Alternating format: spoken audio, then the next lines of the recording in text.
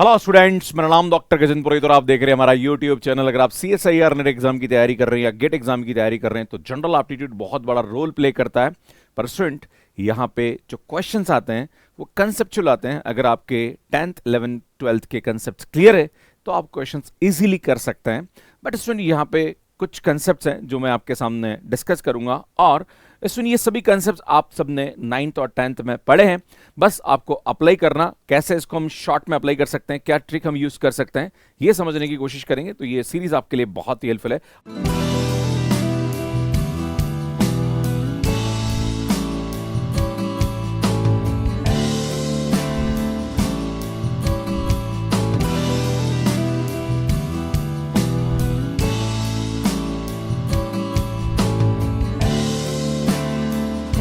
आज मैं बात करूंगा मीन, मोड एंड मीडियन के ऊपर कि इस पे बेस्ड जो क्वेश्चंस हैं वो कैसे हम यहाँ पे सॉल्व करते हैं। इससे पहले मैं ऑलरेडी बहुत सारे वीडियोस अपलोड कर चुका हूं। अगर आपने हमारे पुराने वीडियोस नहीं देखे तो आप प्लेलिस्ट यहाँ पे जाके देख सकते हैं। स्टूडेंट, लिंक आपको डिस्क्रिप्शन में भी मिल जाएगा।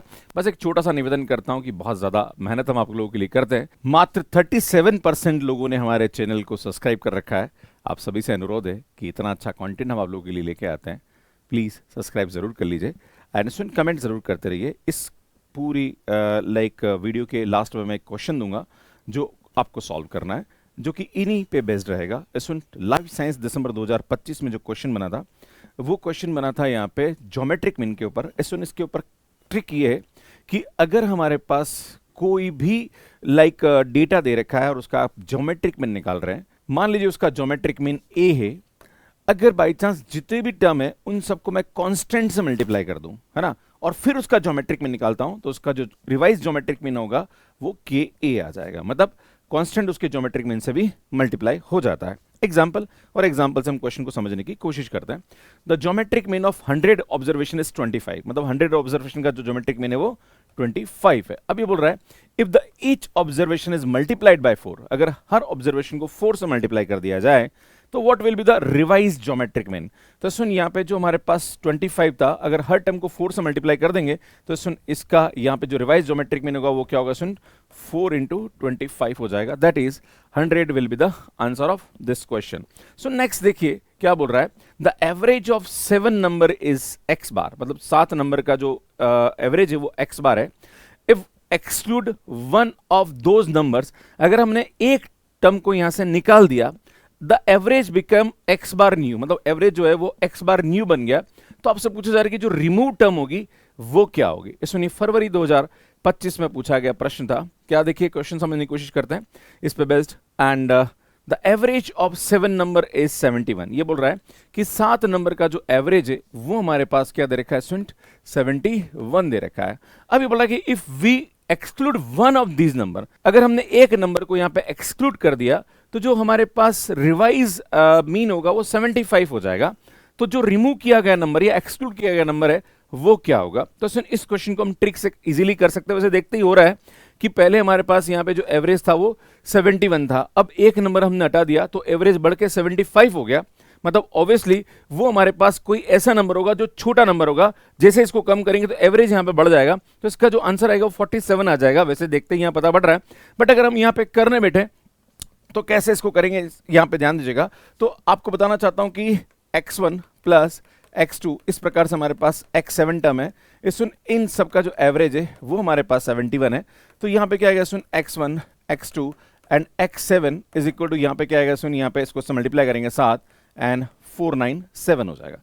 अब ये बोल रहा है यहाँ पे कि अगर हमने एक टर्म को एक्सक्लूड कर दिया, मान लीजिए वो टर्म हमारे पास यहाँ पे क्या थी, x7 थी, इसको हमने एक्सक्लूड कर दिया, तो जो नया एवरेज है ना, वो हमारे पास क्या होगा, स्टूडेंट जैसे हमने इसको एक्सक्लूड किया तो जो नया एवरेज है वो हमारे पास यहाँ पे क्या बन गया, स्टूडेंट 75 बन गया। तो यार यहाँ पे अगर मैं इसको 6 से मल्टीप्लाई कर दूं तो x1 प्लस x2 है ना अप टू x6 है ना इज इक्वल टू, यार यहां से हमारे पास ये आएगा आई थिंक 450 है ना। अब देखिए सुन, यहाँ पे x1 x2 और ये x यहाँ पे हमारे पास आएगा। तो अगर मैं यहाँ पे इसको इससे माइनस कर दूं, है ना, अगर मैं इन दोनों को इससे माइनस कर दूं, मतलब इसको इससे माइनस करूं, तो ये x6 तक की टर्म हट जाएगी, सिर्फ बचेगा x7, ध्यान दीजिएगा, है ना। तो हमारे पास जो x7 की वैल्यू आएगी वो क्या आएगी, 497 माइनस का 450, दैट इज इक्वल टू 47। और ये भी यही बोल रहा है यार, एन एक्स बार, देखो ये एन एक्स बार ही है ना, एन को एक्स बार से मल्टीप्लाई किया, ये आएगा minus n minus one x bar, ये n minus one into x bar है ना, इसको माइनस करेंगे तो आएगा, है ना। तो ट्रिक भी यही बोल रही है और कंसेप्ट भी यही बोल रहा है जो हम यहाँ पे कर रहे हैं। सो नेक्स्ट है जो कि बहुत बार क्वेश्चन एग्जाम में पूछ लिया जाता है, और क्वेश्चन ये कि every value become x to x plus k, अगर कांस्टेंट को ऐड कर दिया जाए, है ना, तो जो उसका मीन है उसके अंदर क्या फर्क पड़ेगा। मतलब अगर मैं x का मीन, x की जितनी भी टर्म उसका मीन निकालता हूं, फिर हर एक को कांस्टेंट से ऐड कर दूं एंड देन फिर इसका मीन निकालता हूं, तो क्या इफेक्ट आएगा। तो सुन, जो मीन है वो हमारे पास क्या आएगा, जैसे मान लीजिए अगर इसका मीन x बार आ रहा है तो इसका जो मीन आएगा वो x बार प्लस k हो जाएगा। अगर यहाँ पे मीडियन हमारे पास यहाँ पे मान लीजिए a आ रहा है तो इसका जो मीडियन होगा वो a प्लस के टाइप का हो जाएगा। पर इसमें वेरिएंस और स्टैंडर्ड डेविएशन और रेंज में कोई फर्क नहीं पड़ता है, राइट। तो इस पे बेस्ड एग्जाम में क्वेश्चन बनता है, और ये क्वेश्चन इस प्रकार से पूछा गया था जो कि जून 2023 केमिकल साइंस में पूछा गया था। क्वेश्चन बोल रहा है कि consider a data set A with 55 distinct observation, है ना। सो हमारे पास एक डेटा सेट है जिसमें 55 ऑब्जर्वेशन है, क्लियर है।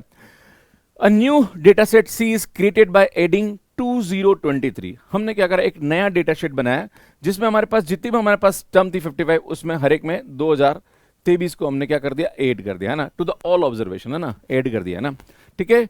In the data sheet which of the following is not true.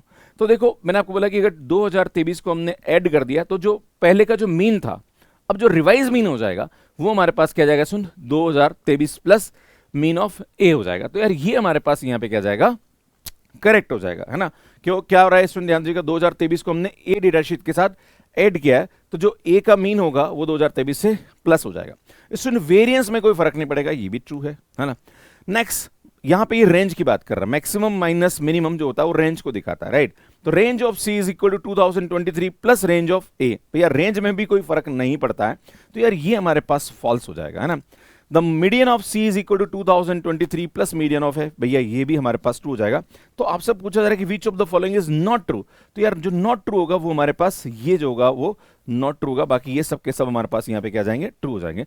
तो सी ऑप्शन हमारे पास नॉट ट्रू हो जाएगा। सो नेक्स्ट पैटर्न देखिए क्या बोल रहा है, says this if you add to one value and subtract from another total stays same but spreads things। इसका मतलब ये होता है कि मान लीजिए हमारे पास कोई डेटा शीट दे रखा है, मान लीजिए हमारे पास कोई डेटा सेट दे रखा है, अब हमने क्या करा कि एक नंबर को उसके लार्जेस्ट से तो हमने घटाया और हमने इसके स्मॉलेस्ट से ऐड कर दिया, या फिर हमने स्मॉलेस्ट में माइनस किया और लार्जेस्ट में ऐड कर दिया, राइट। तो सुन यहाँ पे क्या फर्क पड़ेगा क्वांटिटी के अंदर, उससे क्या अफेक्ट आने वाला है।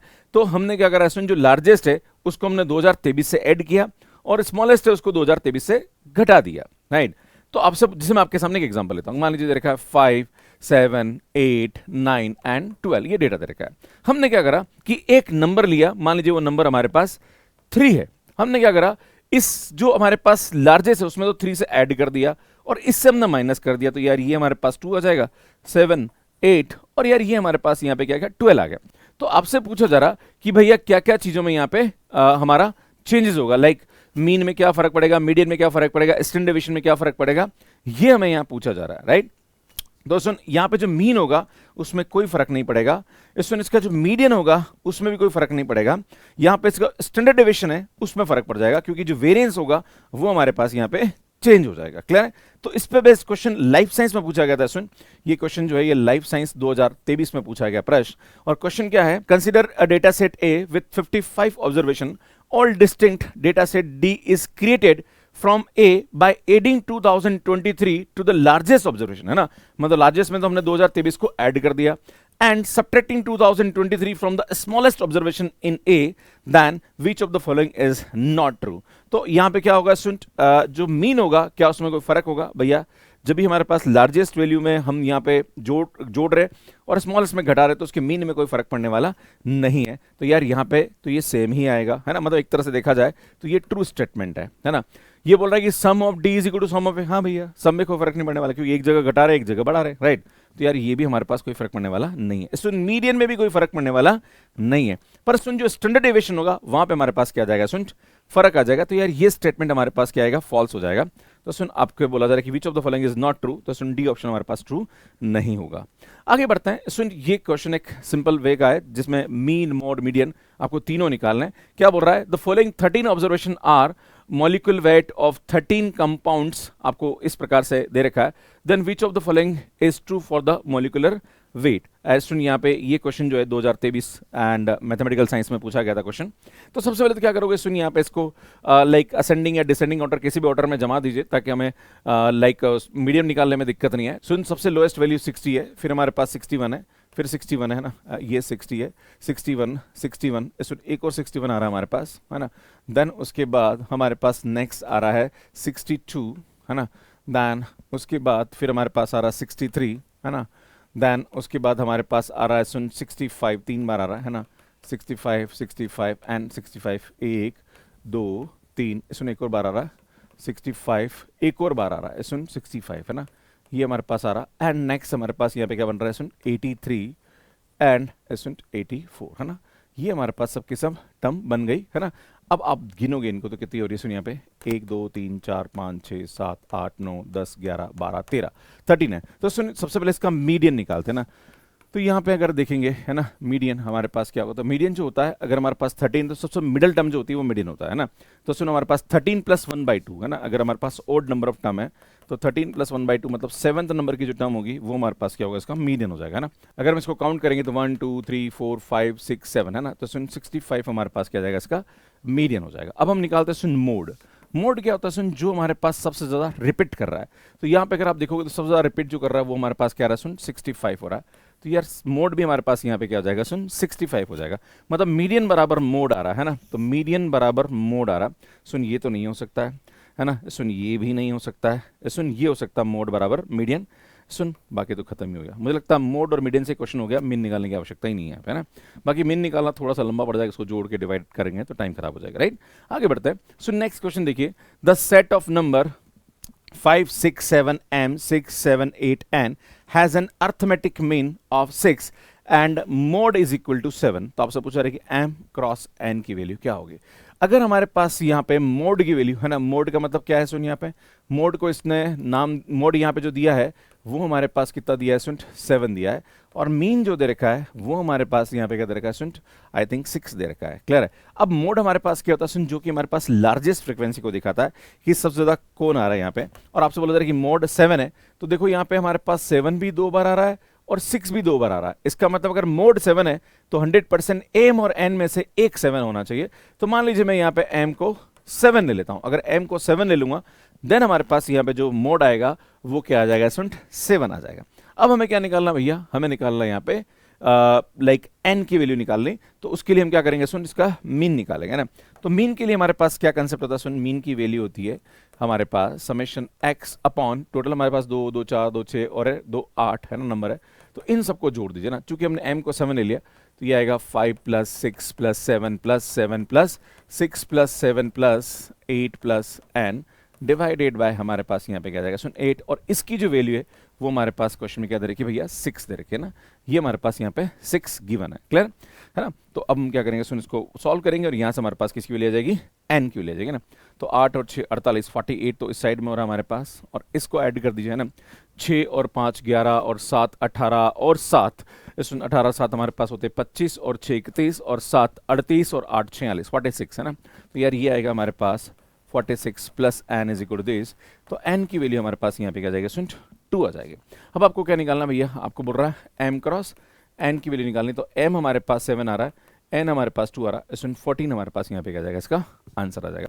तो इस प्रकार से इस क्वेश्चन को सॉल्व कर सकते हैं।